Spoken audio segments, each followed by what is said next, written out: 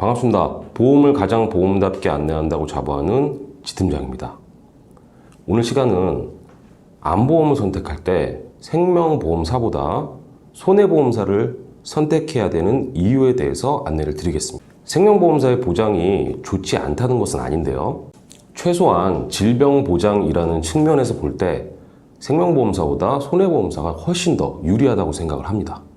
생명보험사는 대부분의 상품에서 주계약이라는 사망보장을 필수적으로 구성을 해야 됩니다. 대개 종신보험에 질병보장을 추가하는 경우가 태반인데요.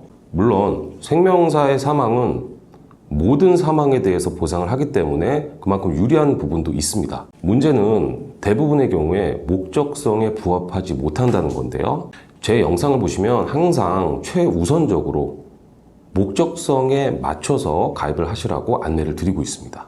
내가 사망보장이 필요한지 질병보장이 필요한지 나 자신이 이미 알고 있습니다.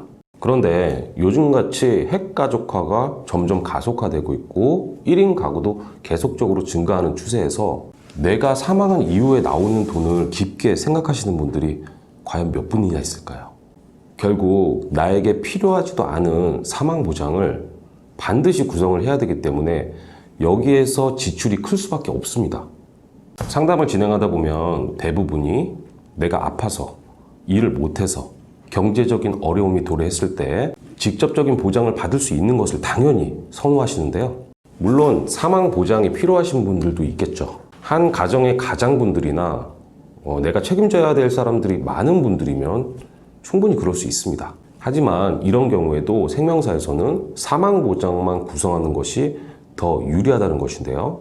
일단 중대질환에 대한 부분을 보자면 손해보험사는 특이하게 구성이 굉장히 직관적입니다.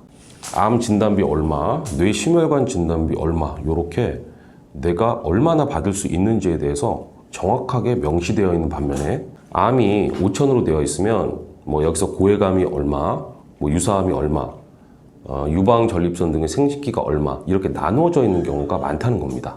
또한 유사암에 대해서도 생명사는 한도가 조금 더 낮은 부분이 있고요.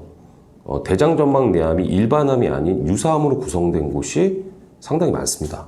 손해사에서 현재 웬만한 곳은 대장전막내암을 일반암으로 보상해주고 있는데요. 유사암의 경우도 1천만 원 정도는 기본적으로 가져갈 수가 있습니다.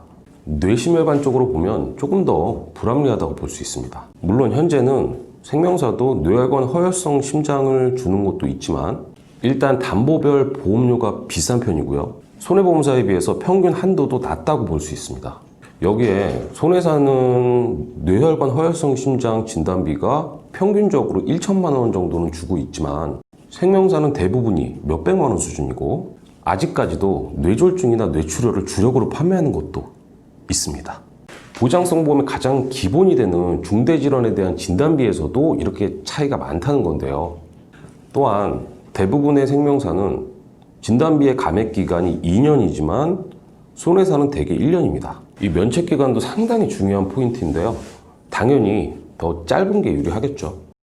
최적화라는 측면에서 보면 생명보험사는 사망보장 쪽에 좀 더 특화가 되어 있고 손해보험사는 질병 쪽의 장점이 확연히 많습니다.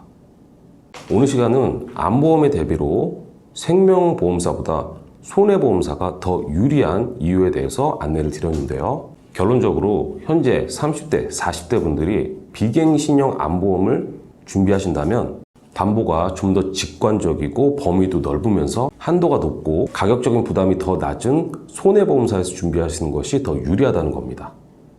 자, 오늘 영상을 보시고 궁금하신 부분이 있으시거나 지팀장과 상담을 원하실 경우에 전화나 카카오톡으로 언제든지 문의를 주시기 바랍니다. 다음 시간에 좀 더 좋은 정보로 여러분을 찾아뵙겠습니다. 보험을 가장 보험답게 안내한다고 자부하는 지팀장입니다. 오늘 시간 여기까지입니다. 감사합니다.